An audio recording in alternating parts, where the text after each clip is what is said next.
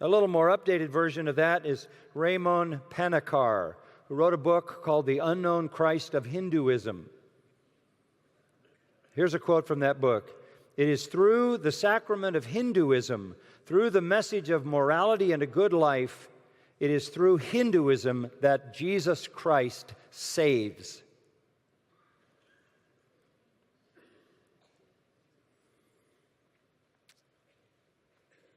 Maybe more subtle and certainly more pervasive is what is currently being called the New Perspective on Paul.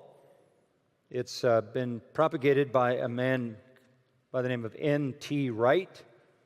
You could kind of shift that a little and make it New Testament wrong, and you'd be closer to reality. But N.T. Wright has written hundreds and hundreds of pages on the gospel. And the more you read of it, the less you understand what he affirms. It is confusing, it is ambiguous, it is contradictory, it is obfuscation of the highest level, academic sleight of hand. But while I cannot figure out what it is that he does believe, even after hundreds of pages, it is crystal clear what he does not believe.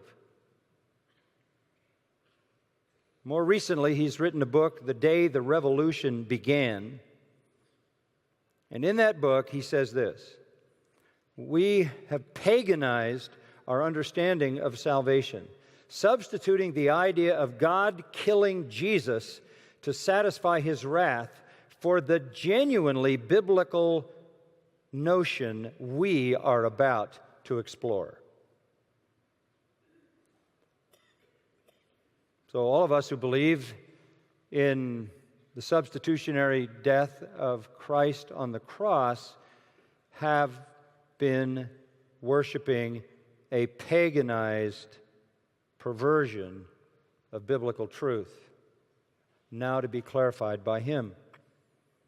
Another quote: "That Christ died in the place of sinners is closer to the pagan idea of an angry deity being pacified by a human death than it is to anything in either Israel's scriptures or the New Testament."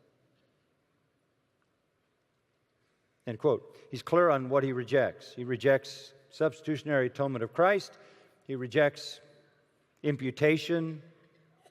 He rejects the gospel.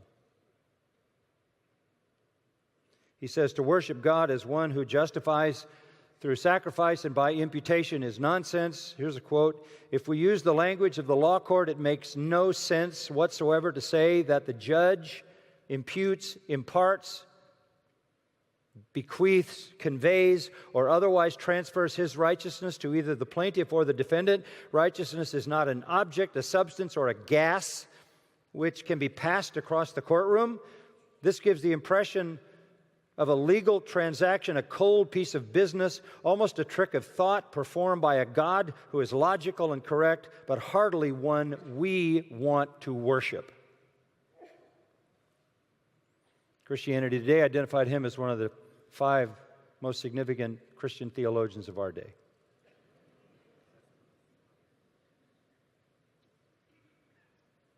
He further says, "No one will be justified until he reaches heaven."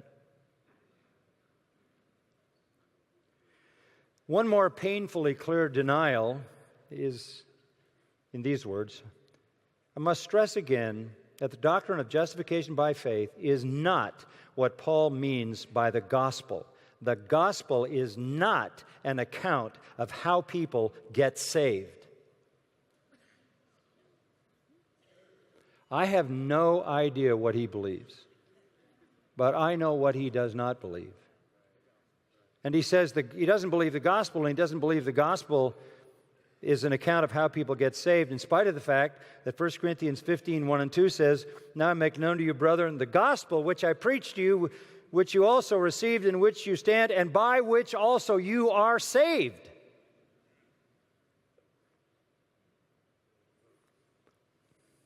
N.T. Wright has just piled up high-sounding words raised up against the knowledge of God, to be smashed by the truth.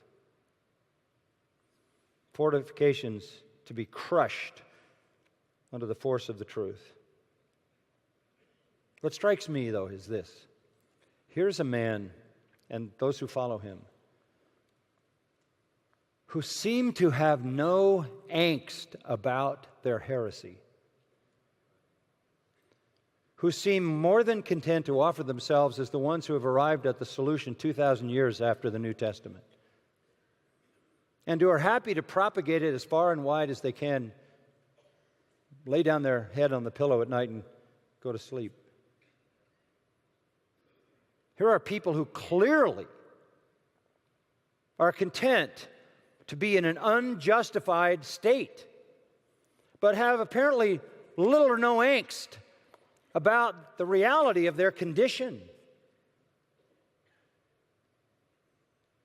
They're still in the state of Luther before he understood the gospel, utterly void of the way to be right with God, but instead of feeling the pain that Luther felt, the anxiety that overwhelmed him, the agonies of Job, they're comfortable, they're content. They don't really care whether works is the ultimate cause of justification or the evidence of justification. It really doesn't matter. It's a very small, inconsequential issue to them.